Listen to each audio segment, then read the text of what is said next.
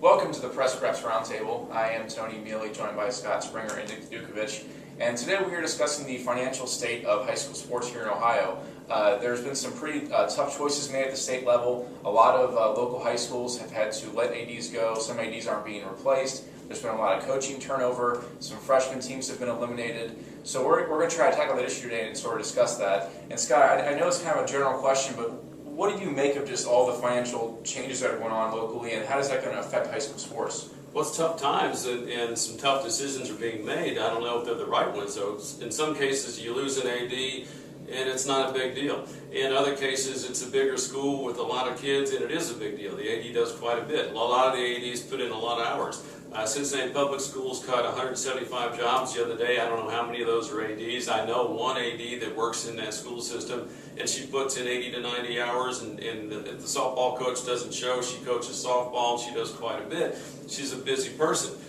These people work a lot of hours and do a lot of things that people don't realize. On the other hand, there are some schools where maybe it's an extra position, and maybe a principal can do that, an assistant principal. Tough times call for tough measures. On the other hand, there's some weird things going on. Princeton is a very strange situation. A lot of coaches and an AD have left that school, and it leads you to speculate what's going on there. Scott Kaufman, a decorated AD, goes to Wyoming. Wyoming's a pretty good job. They lose Amanda Robinson, their track coach, who goes to Walnut Hills. I talked to her. Mary Weinberg had called her up. Mary Weinberg is an Olympic sprinter who was at UC, ran with Amanda, and said, Amanda, do you know anyone that would want the Walnut Hills job? Because she had heard about it. Amanda said, I would, because Princeton is kind of a mess right now. She didn't go into details, but you have to wonder what's going on at Princeton. Kaufman, Josh Andrews, the basketball coach, Amanda Robinson, a good track coach. It's a great district, but something is up there. Yeah, there's been a lot of turnover. I mean, you mentioned track, basketball. They've got a new football coach coming in, new baseball coach for the first year. I mean, who knows? I mean, I'm sure not all of these coaching changes had to do with the economic situation.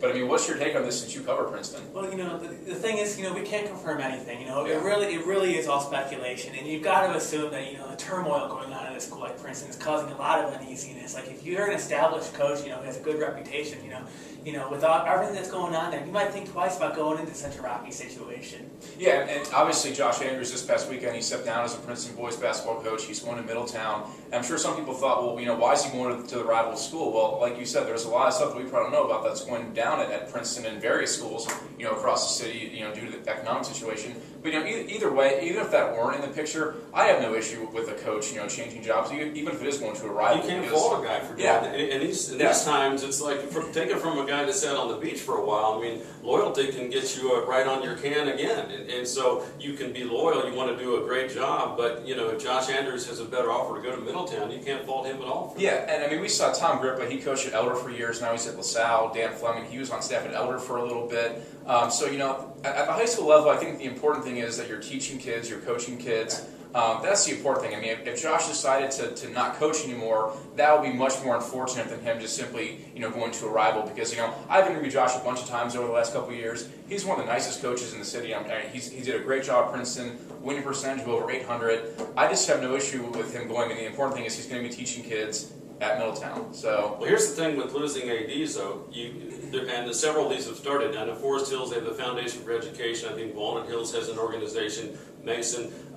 They're more than booster organizations. They're groups that are put together to help fund a number of things, including athletics. Okay, you go down that route. It's a good idea in theory, but then what happens? Does the parent say, well, I'm paying all this money, why is my kid not playing? Does the parent say, I built you this practice facility, why is my kid not on the team?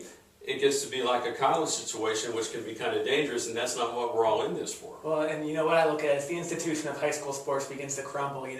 We have to look at the impact that select teams and club team sports, the impact they play in the high school athlete. I mean, with the high school sports irrelevant, even more attention is going to be played in these club sports and select teams. I've heard plenty of high school athletes say that, especially in basketball, that the regular season for high school basketball is almost like the off season for AAU in terms of time commitment, in terms of difficulty, in terms of a lot of things. So it really seems like the landscape is changing, and the finances are really playing a big role in that. So AAU also interrupts a lot of spring sports. You talk to a lot of coaches on other track teams. They got girls that play soccer. They have girls that play AAU basketball, and they're trying to fit in their track meets. In between the rain, because it's going to rain from now till God knows when. You know, my ark is being built right now, and I've got a monsoon coming in and a pet manatee out in my backyard. But, you know, going back to what Scott was talking earlier about the pay-to-play situation, you know, if you're a coach, why would you want to get into that headache? Go to a school that has pay-to-play, you're paying $500 to play a sport, and you have to hear every parent say, how come little Johnny's not playing? If I'm a coach, I say no thanks. Yeah, it's a very thorny issue. Obviously, economics are playing a very big role in high school sports these days.